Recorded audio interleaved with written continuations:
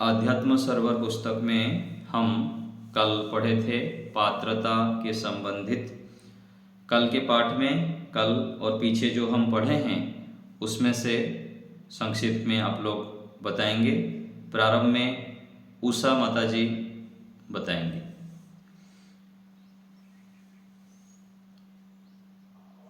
आचार्य जी नमस्ते। नमस्ते। कल का आपने पाठ पढ़ा था ईश्वर प्राप्ति के लिए।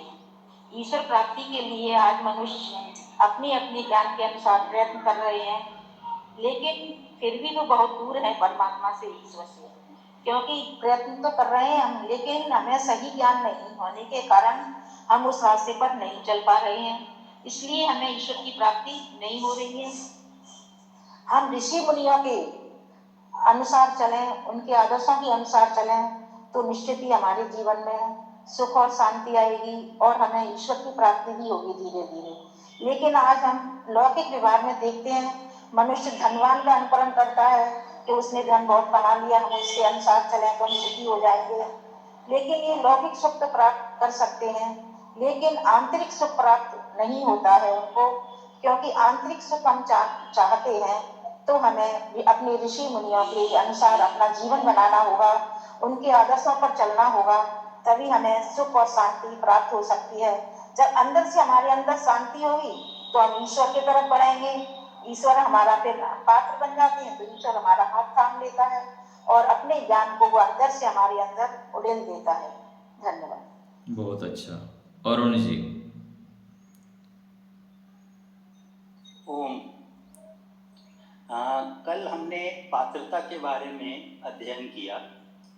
अधिकतर ये देखा जाता है कि लोक में जो हमारे में न्यूनताएं होती हैं, कमियां होती हैं, उसकी हम जो है एक तरह से ओनरशिप नहीं लेते। यानी कि ये नहीं मानते कि जो दुखों का कारण है वह मैं स्वयं ही हूँ। वो अधिकतर दूसरों में जो है दोष देखते रहते हैं, लेकिन जो दुखों का कारण है वह मेरे अंतर मन में ही है। जब तक हम इसको नहीं समझेंगे कि मेरे को स्वयं जो है उसकी ओनरशिप लेनी है और उसके ऊपर काम करना है, और ये समझ के करना है कि ईश्वर को प्राप्त करने यानी कि ईश्वर की अनुभूति करने पर ही, ईश्वर की ओर अग्रसर होने से ही मेरे दुखों का अंत हो सकता है। और जो संसारिक पदार्थ हैं, जो लौकिक पदार्थ हैं, वह कभी भी मेरे संपूर्ण दुखों को दूर नहीं कर सकते हैं। जब तक ये समझ में नहीं आता है तब तक दुखों को दूर करना असंभव है। यह जब हमें समझ में आएगा और इसके ऊपर हम कार्य करेंगे तभी हमारी पात्रता की ओर हम बढ़ेंगे, और ईश्वर जब हमारा वरण कर लेगा तभी हम जो है दुखों से छूट सकते हैं। बहुत अच्छा। सुदेशना माता जी। आचार्य जी नमस्ते, सभी को रहता नमस्ते। आचार्य जी, जो व्यक्ति लौकिक साधनों में या भौतिक साधन में लिप्त रहेगा वो ईश्वर से बहुत दूर रहेगा। वो उसी साधनों में निमग्न होकर जो उसका लक्ष्य है वो पथ भ्रष्ट हो जाएगा। इसीलिए आध्यात्मिक व्यक्ति को लौकिक साधन तो लेनी है, लेकिन वो व्यवहार के लिए केवल लेना है और उसका मूल लक्ष्य ईश्वर प्राप्ति है, और इसको ध्येय बनाकर अगर वो आगे चलेगा तो उसकी जीवन सफल होगा। इति। राज माता जी। नमस्ते आचार्य जी। कल हमने ये पढ़ा कि एक विवेक और वैराग्य, इन दोनों से ही मनुष्य ईश्वर प्राप्ति का सच्चा सुख प्राप्त कर सकता है। और आज मनुष्य दुखी है, पर दुख का कारण वो दूसरे को मानता है, जबकि वह दुख का कारण उसके खुद के अपने कुसंस्कार हैं और वासनाएं हैं, जन्म जन्म की वासनाएं हैं, और इसलिए वे हर समय वो दुखी रहता है। इस दुख को दूर करने के लिए मूल औषधि परमेश्वर को ही है। मूल परमेश्वर के पास जब वो नजदीक जाएगा उसके तभी वो सुख को प्राप्त कर सकता है। जी बहुत अच्छा। कमलेश माता जी। नमस्ते आचार्य जी। नमस्ते। ये वास्तव में हमें अभी विवेक नहीं है। हमने सुना तो बहुत है कि ईश्वर जीव और प्रकृति तीनों के बारे में, लेकिन अभी सच्चा विवेक नहीं हो पाया। जिस दिन विवेक हो जाएगा तो हमारी जो प्रीति है वो ईश्वर से हो जाएगी। हम कहते हैं हमारा मन नहीं लगता, तो मन इसीलिए नहीं लगता कि हमें अभी संसार से प्रीति है, जबकि ईश्वर से इतनी प्रीति नहीं है। जिस दिन प्रीति हमें ईश्वर से अधिक हो जाएगी संसार की अपेक्षा, उसी दिन हम ईश्वर की तरफ मुड़ जाएंगे और विवेक के कारण हम इस संसार से विरत होकर के और ईश्वर की तरफ चल जाएंगे। तो ये विवेक ही हमें करना है। हम संसार में इसीलिए आए हैं, विवेक के लिए हमें भगवान ने बुद्धि दी है, तो ये विवेक हमें करना ही होगा। और बिना विवेक के हमें वैराग्य भी नहीं होगा। विवेक के बिना हमें वैराग्य नहीं हो सकता। तो ये अवश्य है, चाहे हम गुरुओं के द्वारा, हम आर्ष ग्रंथों के द्वारा ऐसे भी करें, अपने मन में विवेक को जगाएं और सच्ची बात को जब जान जाएंगे, उसी दिन हमें ईश्वर से प्रीति होने लगेगी। और यही हमारा उद्देश्य है, यही हमारा लक्ष्य है। लक्ष्य की प्राप्ति करने के लिए संसार में हम आए हैं। धन्यवाद। बहुत अच्छा। एक होता है कि समय लगाओ और सफलता पाओ।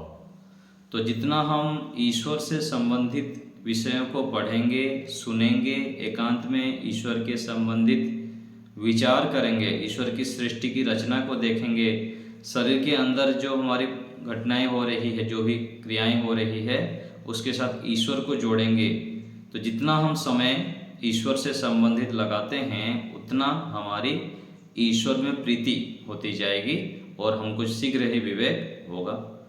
भवानी जी, माइक।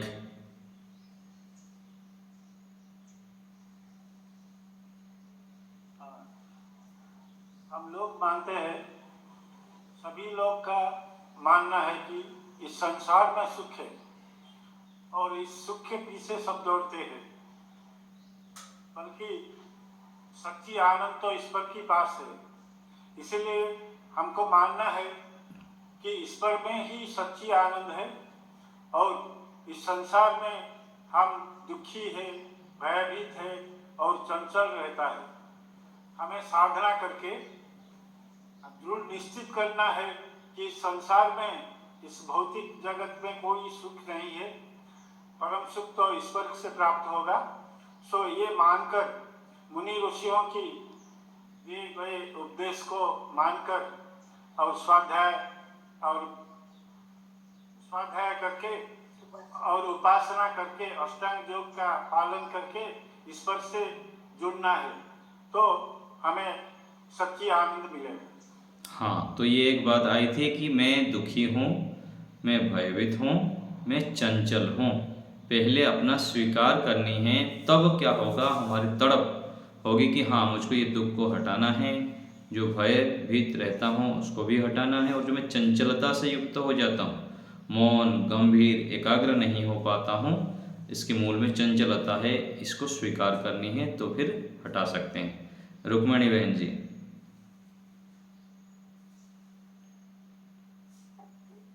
नमस्ते आचार्य जी। नमस्ते। आपका एक विषय था, बहुत मुझे वो अंदर से अच्छा लगा। वो संसार में व्यवहार करते हुए भी हम, जैसे ही हमें समय मिले, हमें भगवान मौन हो जाना चाहिए और भगवान को समर्पित हो जाना चाहिए और ईश्वर परिधान करना चाहिए। ये वाला जो है मुझे बहुत कर बहुत ज्यादा अच्छा लगा। गृहस्थ में रह के भी हम ये सब कर सकते हैं। बिल्कुल।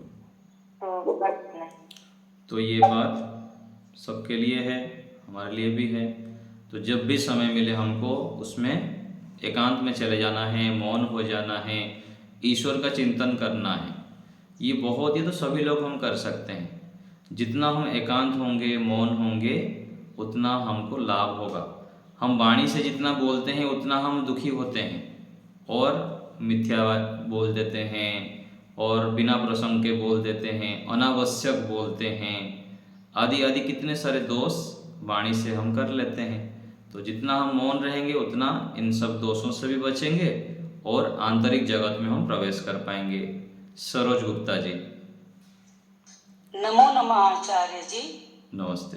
जो हमारा जन्म होता है और जो हमारा पूरा शरीर है, उसके बाहरी अंग प्रत्यंग जो हैं, उनकी पुष्टि धरती में बीज डालने से होती है, भौतिक उपभोग होता है। उसी प्रकार जो हमारा अध्यात्म पुष्ट होता है, वो आकाश में बीज उसका बोना पड़ता है। और आकाश में बीज से मतलब है जितने भी हमारे पुराने ऋषि मुनि हैं, उनके द्वारा जो शास्त्रों की रचना की गई, वो आध्यात्मिक यात्रा के लिए की गई है। उसमें कहीं भी ये वर्णन नहीं मिलता है कि अपनी भौतिक सुविधाओं को पुष्ट करने के लिए कार्य कीजिए।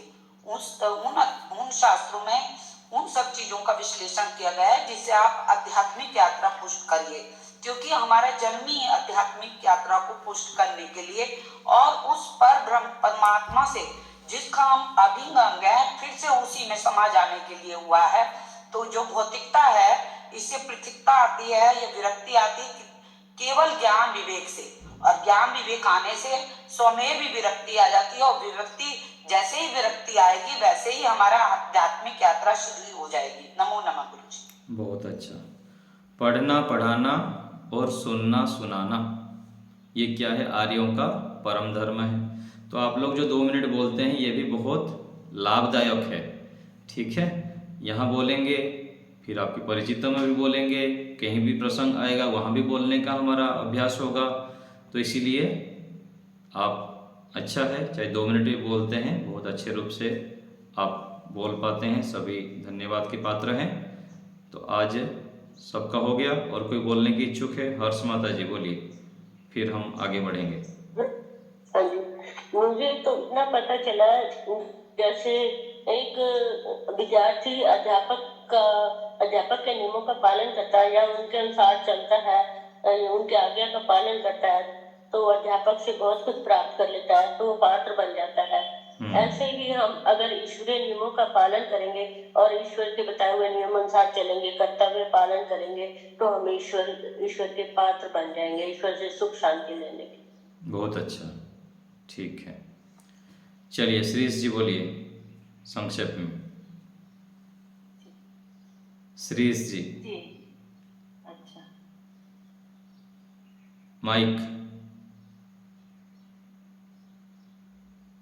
माइक ऑन नहीं है आपका। आचार्य जी नमस्ते।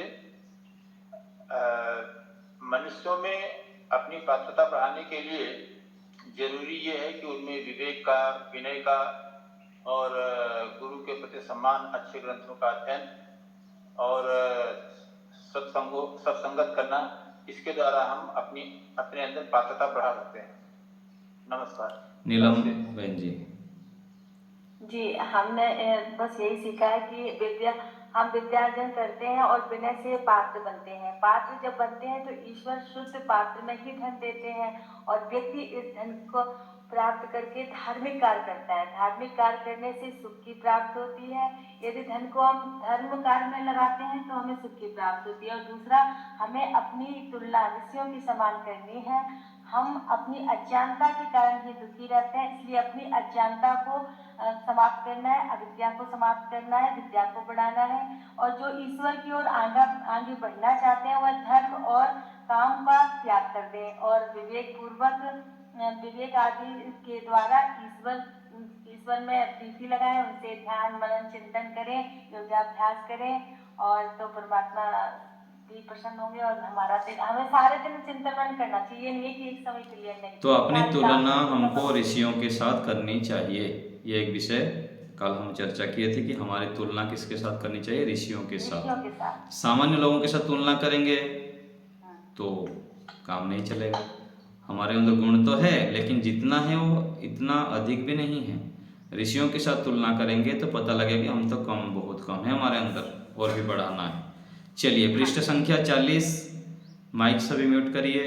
एकाग्रता विषय देखेंगे।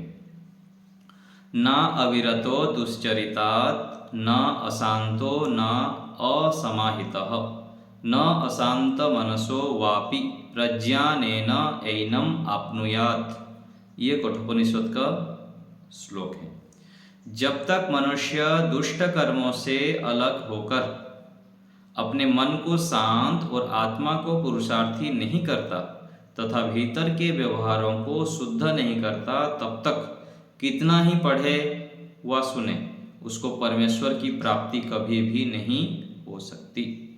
यदि हमको ईश्वर का दर्शन करना है, ईश्वर का साक्षात्कार करना है, ईश्वर के आनंद को पाना है, एकाग्रता को प्राप्त करनी है, तो ये काम हमको करना है। पहला काम दुष्ट कर्मों से अलग होना, मन को शांत करना, आत्मा को पुरुषार्थी बनाना, तीसरा काम, और अपने भीतर के व्यवहारों को शुद्ध करना, चौथा काम।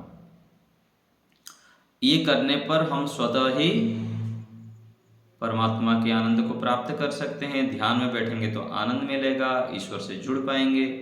नहीं तो फिर चाहे सालों साल बैठेंगे, आँख बंद किए तो फिर ईश्वर का दर्शन नहीं कर पाएंगे। देखिए, ईश्वर के ध्यान के लिए कुछ आपको संक्षेप में बताता हूँ। ईश्वर का जब हम ध्यान करते हैं, पीछे कक्षा में बताया था 3 दिन पहले कि अधिकतर सुबह उठते ही हम भिन्न कार्य में लग जाते हैं। सुबह उठते ही हमारा तड़प होना चाहिए ईश्वर के लिए। तुरंत पानी पी के शौच आदि जाके आके फ्रेश होके बैठ जाएं, थोड़ा बहुत व्यायाम प्राणायाम करना है तो करें, लेकिन साथ साथ ईश्वर को पकड़े रखना है। और सुबह सुबह का समय ब्रह्म मुहूर्त कहा गया, तो ईश्वर ही ईश्वर दिखना चाहिए, ईश्वर ही ईश्वर स्मरण में आना चाहिए। आँख खुलते ही परमात्मा से जुड़ जाना है। ये कैसे होगा? आँख खुलते ही हम ईश्वर से जुड़ जाएंगे, बाकी कोई भी विषय हमारा ना आए।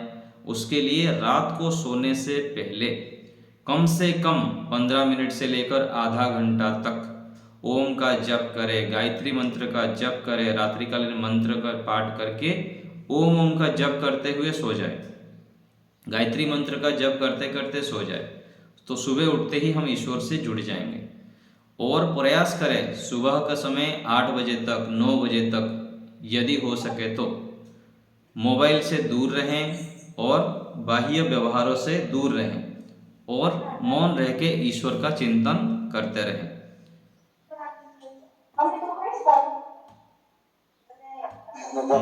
जितेंद्र जी माइक म्यूट करिए आप। तो ये कुछ उपाय जब हम करते हैं तो हम एकाग्र हो जाते हैं। तो इस रूप में प्रयास करें, अधिक से अधिक सुबह के समय को हम पूरा केवल ईश्वर के लिए लगाएं।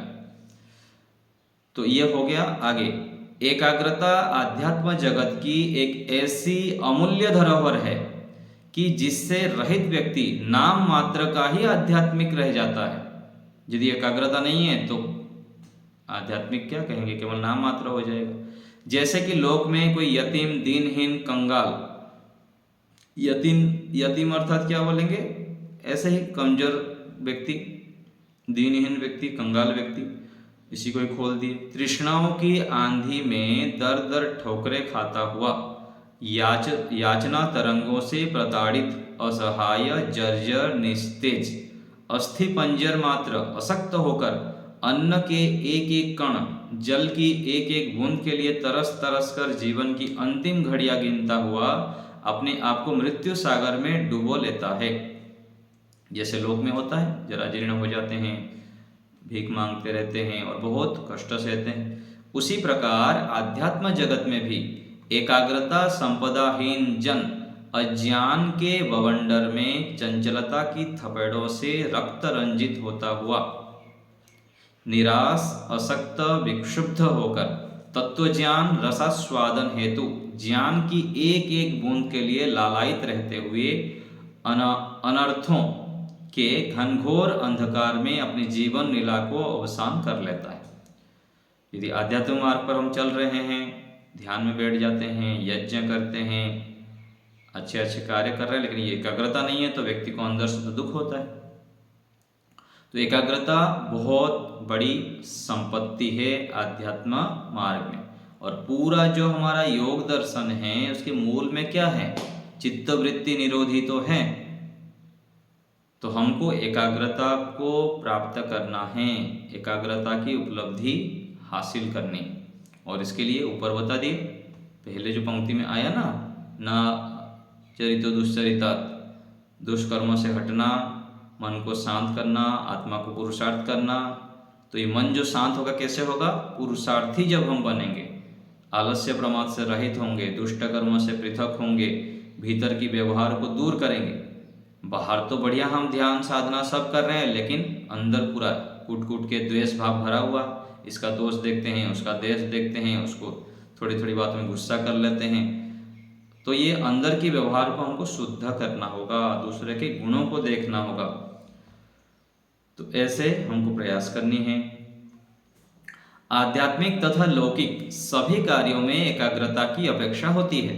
एकाग्र व्यक्ति ही व्यवहार में सफलता प्राप्त कर पाता है। एकाग्रता ना होने पर स्मृति धूमिल बनती है, जिससे बुद्धि ठीक काम नहीं करती। परिणामतः निर्णय निकालना कठिन हो जाता है।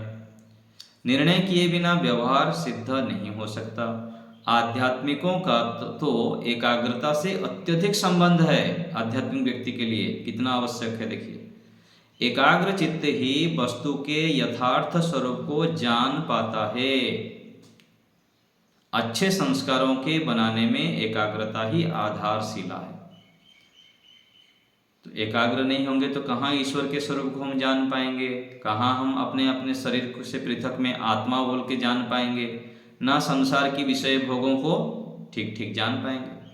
नहीं तो पांचों इंद्रियों से खुला ढीला छोड़ देंगे एकाग्रता के बिना, चंचलता में। तो अच्छे संस्कारों को बनाना है तो एकाग्रता तो चाहिए। सत्य को जानने के लिए एकाग्रता अति आवश्यक है। नहीं तो देखिए पूरा संसार असत्य के मार्ग पर कहाँ कहाँ दर दर भटक रहे हैं। ईश्वर के स्वरूप को देख लीजिए, अथवा कोई भी विषय, बड़े बड़े डिग्रीधारी भी, बड़े बड़े अधिकारी व्यक्ति भी, और धन बल आदि से युक्त व्यक्ति भी ईश्वर से दूर है, वेदों से दूर है, सत्य से दूर है। ना यज्ञ करते हैं, ना आध्यात्मिक जीवन शैली है। खाना पीना रहन सहन सब बहुत बिगाड़ की स्थिति है। एकाग्रता से व्यवहारिक समस्याओं का समाधान होता है। एकाग्र व्यक्ति ही नवीन योजनाओं का निर्माण कर सकता है। जो एकाग्र चित्त है वही ठीक सुन सकता है, ठीक जान सकता है, ठीक लिख सकता है, ठीक सुना सकता है। चंचल चित्त सर्वत्र असफल रहेगा। सारी दिनचर्या, सारे क्रियाकलाप एकाग्रता होने पर ही सुव्यवस्थित हो सकते हैं। घर में कोई आ गया अथवा अपने कमरे में देखिए, यदि सामान व्यवस्थित नहीं है, सारा अस्त व्यस्त पड़ा हुआ है, तो कोई आए देखे तो क्या सोचेगा बुद्धिमान व्यक्ति। बाहर व्यक्ति इतना अस्त व्यस्त है तो अंदर क्या होगा। हमारे पूज्य स्वामी विवेकानंद जी हैं, उनके कमरे में आप कभी भी आ जाइए, पूरा व्यवस्थित मिलेगा। जो सामान जहाँ रखा है वहाँ से हिलाएंगे तब भी पता लग जाएगा। इतना आदर्श उनके कमरा होती है। तो ऐसे हमारे घर होना चाहिए, ऐसे हमारा प्रकोष्ठ होना चाहिए। हम जहाँ रहते हैं उसके आसपास भी ऐसे ही व्यवस्थित रहना चाहिए। यदि बाहर व्यवस्थित सब है, साफ सुथरा है, शरीर से लेकर वस्त्र, पात्र, स्थान आदि सब व्यवस्थित रहता है, तो हम अंदर भी व्यवस्थित रह पाते हैं, एकाग्र रह पाते हैं, शांत रह पाते हैं। इसलिए आंतरिक तथा बाह्य शुद्धि की बहुत बड़ी महिमा है। नियम के अंतर्गत शौच में आता है आंतरिक शुद्धि और बाह्य शुद्धि। तो सारी दिनचर्या, सारे क्रियाकलाप एकाग्रता होने पर ही सुव्यवस्थित हो सकते हैं। एकाग्रता में पूर्व दृष्ट, पूर्व अनुभूत विषय बहुत बड़े कारण होते हैं। जिस विषय को अधिकाधिक सुना, जाना तथा प्रयोग किया है, उस विषय में शीघ्र तथा सरलता से एकाग्रता बनी रहती है। किंतु जो विषय अछूता है, अनुभव रहित रहा है, उसमें एकाग्रता बनानी कठिन होती है। भिन्न भिन्न व्यक्तियों की भिन्न भिन्न विषयों में एकाग्रता देखी जाती है। प्रत्येक व्यक्ति प्रत्येक विषय में एकाग्रता संपादित कर ले, ये अनिवार्य नहीं है। गणित में विशेष रुचि रखने वाला गणित के प्रश्नों में लंबे काल तक पुरुषार्थ कर सकता है, शीघ्रता से नहीं उबता। यदि उसकी संगीत में रुचि नहीं है और उसे उसके लिए परिश्रम करने को कह दिया जाए, तो वही व्यक्ति निषेध कर देगा, उठकर चला जाएगा अथवा ऊँघता रहेगा। ऐसे ही संगीत विषय में रुचि वाला व्यक्ति हो सकता है भौगोलिक मानचित्र बनाने में कोई उत्सुकता प्रकट ना करे। आध्यात्मिक विषयों की अपेक्षा लौकिक विषयों में तथा सूक्ष्म विषयों की अपेक्षा स्थूल विषयों में एकाग्रता शीघ्रता तथा सरलता से संपादित हो जाती है। बड़े बड़े भौतिक वैज्ञानिक दिन रात अपनी प्रयोगशालाओं में खोए रहते हैं। यदि उन्हें कह दिया जाए सत्संग में 1 घंटा बैठें, तो वे तैयार नहीं होंगे तो उनसे पूछने पर उनकी मनोदशा का अनुभव लगाया जा सकता है।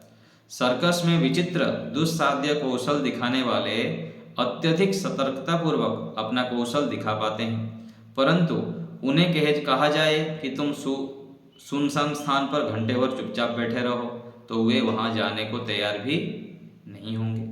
इसी प्रकार अन्यत्र लौकिक विषयों में एकाग्र चित्त व्यक्ति की आध्यात्मिक विषयों में भी एकाग्रता उसी प्रकार बन जाएगी, यह अनिवार्य नहीं है।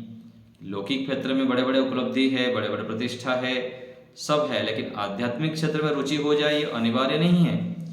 परीक्षा में या चलचित्र में 3-3 घंटे बीत जाने पर भी जिसे समय का पता नहीं चलता हो, उस लौकिक व्यक्ति को 10 मिनट के लिए ध्यान जब उपासना में बैठा दिया जाए तो वह खिन्न हो जाता है, दुखी हो जाता है, बैठ नहीं पाता है, भागने का सोचता है।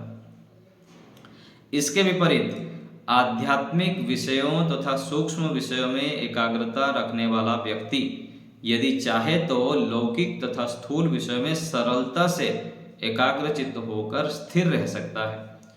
विषय को शीघ्रता तथा सरलता से पकड़ लेता है आध्यात्मिक व्यक्ति। आध्यात्मिक एकाग्रता की कसौटी महर्षि पतंजलि जी ने योग दर्शन में कहा है, परमाणु परम महत्वान्त्वस्य वशीकारः। सूक्ष्म से सूक्ष्म परमाणु में तथा बड़े से बड़े सूर्य आदि में योगाभ्यासी मन को एकाग्र कर लेता है। दोनों ओर उसकी अबाध गति होती है, यह एकाग्रता की उच्च स्थिति है। अतः आध्यात्मिक एकाग्रता में पुरुषार्थ करने वाला उभयतः लाभ ग्रहण करने में समर्थ हो जाता है। देखिए, लौकिक क्षेत्र में कोई उपलब्धि प्राप्त किया है तो आध्यात्मिक क्षेत्र में नहीं कर पाता है, लेकिन आध्यात्मिक क्षेत्र में यदि एकाग्र है तो लौकिक व्यवहारों को और विशेष कोई भी कार्य लौकिक में वो कर सकता है। दोनों क्षेत्र में उसकी बुद्धि चलने लग जाती है। एकाग्रता संपादित करने के लिए जागरण से शयन पर्यंत सब कार्य संतुलित व्यवस्थित होना चाहिए। भोजन, वस्त्र, स्थान, पात्र, कार्य, व्यवसाय उत्तम सात्विक होने अपेक्षित हैं। तो एकाग्रता के लिए देखिए उपाय बता दिए। भोजन भी हमारा सत्वगुण युक्त होना चाहिए, वस्त्र भी अच्छा होना चाहिए, स्थान, पात्र, कार्य, व्यवसाय में भी धार्मिक उपाय से हम व्यवसाय करें। अधार्मिक उपाय से यदि व्यवसाय करेंगे, अधर्म उपाय से धन आएगा हमारे घर में, तो भी हम एकाग्र नहीं हो सकते हैं, चंचल रहेंगे। और उत्तम और सात्विक होना चाहिए सारे चीज़।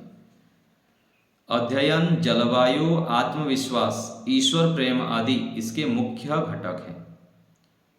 तो अच्छे धार्मिक ग्रंथों को हम पढ़ते हैं, सत्वगुण युक्त विषयों को पढ़ते हैं, जलवायु भी ठीक हो, हमारा पानी, खान पान, वातावरण, और हमारे अंदर आत्मविश्वास भी हो, ईश्वर में प्रेम हो, इन सब के माध्यम से हम शीघ्र एकाग्र हो जाते हैं। एकाग्रता के लिए मनोनियंत्रण के संपूर्ण उपाय को अपनाना चाहिए। तो मन को नियंत्रण करने के लिए जो अनेक उपाय बताया गया, यम नियम आदि का पालन करना, आसन, प्राणायाम, प्रत्याहार, धारणा, ये जो 6 सीढ़ी है, पहले तो यम नियम 10 हो गया, फिर आसन हमारा स्थिर हो, ध्यान में बैठते हैं, चाहे 5 मिनट के लिए बैठे आप, उसमें पत्थर बन जाना है। 5 मिनट में आप खुजलाते रहेंगे, हिलते डुलते रहेंगे तो काम नहीं चलेगा। चाहे 5 मिनट के लिए बैठे, 10 मिनट के लिए बैठे, 15 मिनट के लिए बैठे, पूरा स्थिर होके बैठे, बिल्कुल हिलना डुलना नहीं। ऐसे हमको अभ्यास बनाना है। फिर आसन के बाद प्राणायाम करनी है, प्रत्याहार की स्थिति बनानी है। प्रत्याहार अर्थात सारे इंद्रियों से अपने मन को हटाना, केवल एक धारणा केंद्र बनाते हुए ईश्वर का चिंतन करना है संकल्प करके। तो ऐसे हम जब अभ्यास निरंतर करते हैं तो एकाग्रता को संपादन कर लेते हैं। तो ये हमारे लिए बहुत आवश्यक है, ये वास्तविक धन है। यदि हम आध्यात्मिक मार्ग पर बढ़ रहे हैं, अपने आप को आध्यात्मिक कहते हैं, तो इस जो बहुमूल्य रत्न है, संपत्ति है, इसको हमें प्राप्त करना है। ये मन में निश्चय करेंगे पहले, तब तो फिर प्राप्त करेंगे। और जितना हम एकाग्र होते जाएंगे, उतना उतना हमारा आत्मविश्वास बढ़ेगा कि चलो मैं सही मार्ग पर चल रहा हूँ और मेरा पुरुषार्थ सफल है। नहीं तो हम सालों से यज्ञ करते हैं, सत्संग करते हैं, शिविरों में जाते हैं, लेकिन एकाग्र नहीं हो पाते हैं 5 मिनट के लिए भी। तो ये फिर अच्छी स्थिति नहीं है, आदर्श स्थिति नहीं है। तो इसको हमें प्राप्त करना है। आप लोग को कुछ पूछना है, बोलना है तो बोलिए, फिर समापन की ओर बढ़ेंगे। जी माताजी। आचार्य जी, अगर किसी को ये सब अनुभूता नहीं मिलेगी और उसके ऊपर ज्यादा जिम्मेदारियां होगा तो वो कैसे एकाग्रता को प्राप्त करेगा? शुरुआत में तो कठिनाई होगी, लेकिन प्रारंभ यदि बिंदु से हम करेंगे तो एक एक बूंद बढ़ते जाएंगे तो एक दिन हम सफल हो जाएंगे। जिम्मेदारी को भी हम ईश्वर की आज्ञा मानते हुए, अपने कर्तव्य मानते हुए प्रसन्नतापूर्वक करते जाएंगे और साथ साथ ईश्वर को पकड़े रखेंगे, ईश्वर से प्रार्थना करेंगे। जितना समय हो ईश्वर प्रणिधान बनाए रखेंगे तो धीरे धीरे हम बढ़ सकते हैं। कोई भी असंभव नहीं है, चाहे जितने भी जिम्मेदारी हो, जितनी प्रतिकूल स्थिति हो, हम बढ़ सकते हैं। जी आचार्य, धन्यवाद। सचदेवा साहब। नमस्ते आचार्य। नमस्ते। जो हमने वैदिक मान्यताओं को आगे रख के एकाग्रता की बात करी है जी, तो एकाग्रता बहुत से और संप्रदाय उनमें भी सिखाते हैं जी। तो वहाँ ये जरूरी नहीं है कि यम नियम का पालन करना है या आसन में बैठना है जी। कई तो सिर्फ एक बल्ब है, उसकी तरफ देख के आप उसी को टकाटक लगाए रखो और उसी को विषय बना लो, आपका मन स्थिर हो जाएगा। एक ये पद्धति है जी। दूसरे निर्विषय करने के लिए कहते हैं कि आप बैठ जाओ और आप आकाश समझो कि आकाश है आपके सामने और कुछ नहीं है। आकाश जो है वो ब्लैंक आकाश होता है। ये जो अभी जो आकाश दिखता है इसमें तो कण है। मैं आपकी भाव को समझ गया, आप जो कहना चाह रहे हैं ना, उसका उत्तर मैं देता हूँ। बहुत अच्छा विषय उठाए यहाँ पर। तो इसमें मैं भी कई सारे संप्रदाय को देखा हूँ, सुना हूँ, गया हूँ। तो उसमें कोई मंत्र के माध्यम से ईश्वर से जुड़ने के लिए बोलते हैं, उसके माध्यम से एकाग्र करते हैं। तो देखिए, दोनों पक्ष होता है। हम एक तो यम नियम के माध्यम से एकाग्रता को प्राप्त करते हैं, अथवा कोई त्राटक के माध्यम से, जप के माध्यम से, चाहे किसी भी रूप में हो, जब इसको अपनाता है ना तो ऑटोमेटिक उसके मन में जब सत्वगुण युक्त बढ़ता है, और वह जैसे कहा गया ना, एक महर्षि दयानंद जी लिखते हैं, धारणा से पाप का नाश होता है। तो धारणा से पाप का नाश कैसे होगा? तो जितने देर तक हम धारणा बनाए रखते हैं, किसी आध्यात्मिक विषय को केंद्रित होते हैं, उतने देर तक तो हम पाप से बच गए ना। तो ऐसे ही उन लोग जो आलम्बन लेते हैं, चाहे आकाश की लेते हैं, निर्विचार का लेते हैं, मंत्र का लेते हैं, त्राटक का लेते हैं, तो उतना वो क्या करते हैं, ये जो बाह्य अनावश्यक विषय है, अनावश्यक गप्पे लगाना, सांसारिक विषय है, इन सब से हटते हैं। धीरे धीरे उनके अंदर सात्विकता बढ़ती है और साथ साथ भोजन खान पान भी ठीक करते हैं। तो उसके कारण क्या है, उनको यम नियम पता ना होते हुए भी, मैं भी देखा हूँ ऐसे व्यक्ति जिनको कुछ भी पता नहीं है वेदों के विषय में, लेकिन लोग चींटी को भी नहीं मारते हैं। तो ये एक दूसरे के साथ जुड़े रहते हैं, चाहे यम नियम पता ना होने पर भी ऐसे कार्य कर लेते हैं, क्योंकि ये जो कार्य उन लोग कर रहे हैं, इसके माध्यम से उनके अंदर सत्वगुण बढ़ता है, और सत्वगुण बढ़ते ही आत्मा शुद्ध होने से वो सत्य को ग्रहण कर पाता है, और उसके माध्यम से सत्य को ग्रहण करने की बुद्धि उत्पन्न होती है और वो असत्य को छोड़ देता है।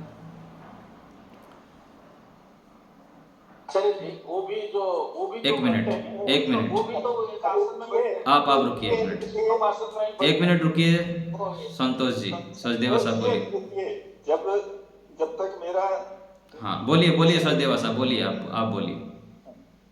मैं ये कह रहा हूँ कि बहुत से संप्रदायों का उनका एक ही लक्ष्य होता है कि आपकी मन को एकाग्रता करना, बिल्कुल, ताकि आप अपने कामों में, जो भी काम है, साइंटिस्ट है, इंजीनियर है या कोई विद्यार्थी है, बिल्कुल उसका लक्ष्य जो है वो सिर्फ मन की एकाग्रता को पाना, बिल्कुल तो वो और दूसरे झंझटों में नहीं पड़ना चाहता। इसलिए वो जो लोग हैं वो अपने इस लक्ष्य में बड़े सफल हुए हैं और हजारों लाखों की संख्या में लोग जाते हैं और ये कुछ सीखते हैं।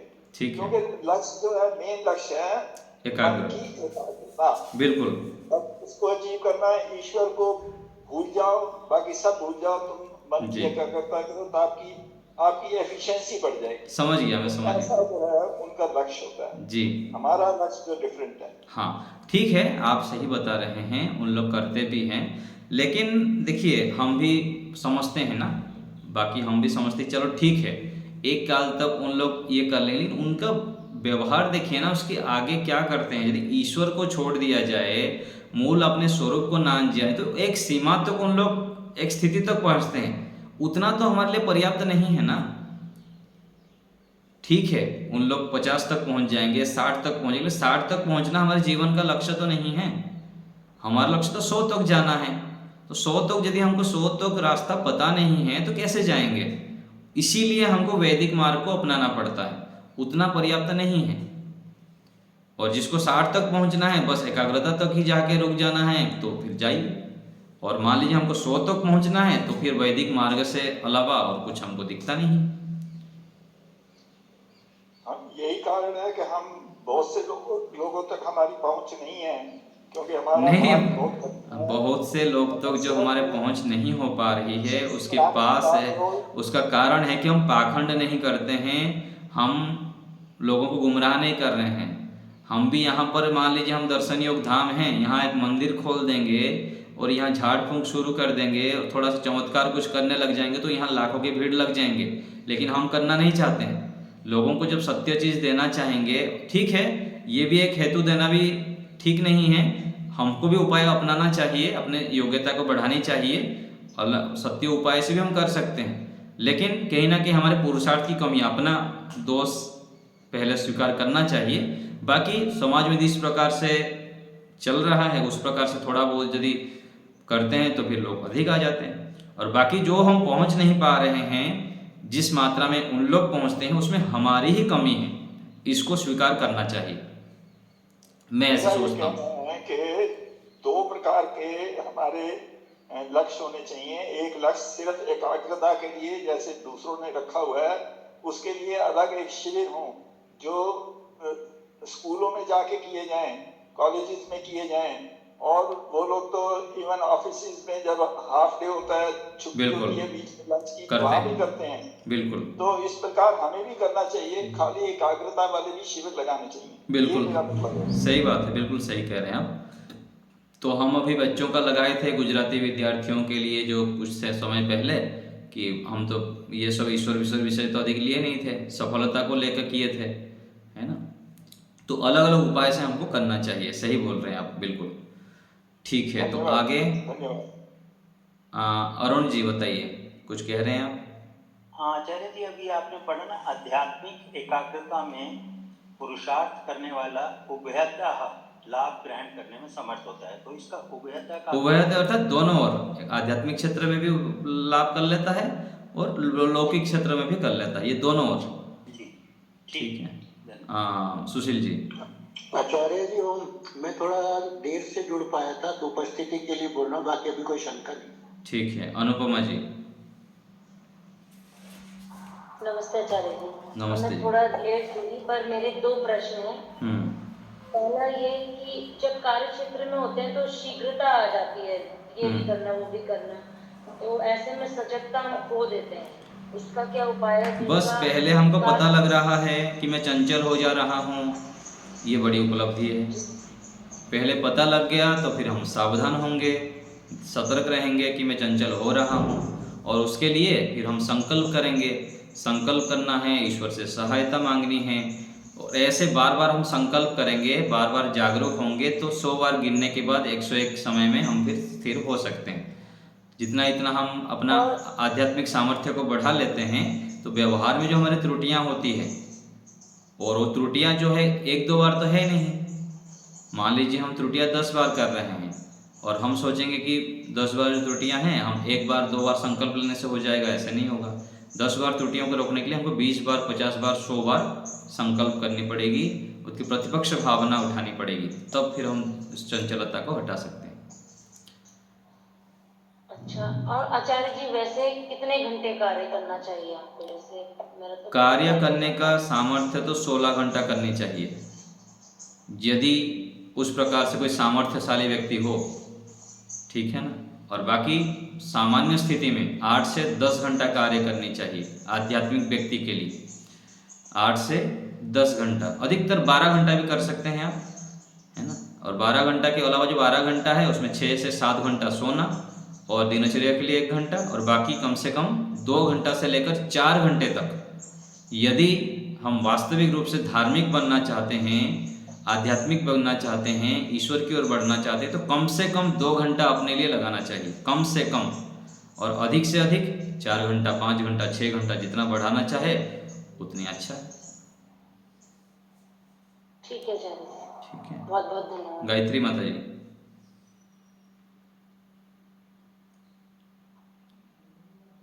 आचार्य जी, मुझे एक अमूल्य घर इसका मीनिंग, अमूल्य घर धरोहर, धरोहर, धरोहर अर्थात संपत्ति, अमूल्य अर्थात, हाँ, धरोहर था अमूल्य संपत्ति। जो एकाग्रता है ना, ये अमूल्य संपत्ति है, इसको कोई मूल्य से तोला नहीं जा सकता कि मुझको करोड़ों रुपया ले लो, मेरे लिए एकाग्रता दे दो, ऐसा नहीं, कोई नहीं दे सकता है। उसके लिए तो बहुत अधिक अपने जीवन को शुद्ध करना पड़ता है, और चरित्रवान बनना पड़ता है, तब जाके ये जो संपत्ति है, अमूल्य धरोहर है, ये मिलता है हमको। ठीक है, धन्यवाद। चलिए, और कोई बात? आचार्य जी पुस्तक नहीं आई। हाँ, आ जाएगी, सबको भेज दिए हैं, कल मैं सूचना दे दिया था, सबको शीघ्रता से पहुंच जाएंगे। ठीक है।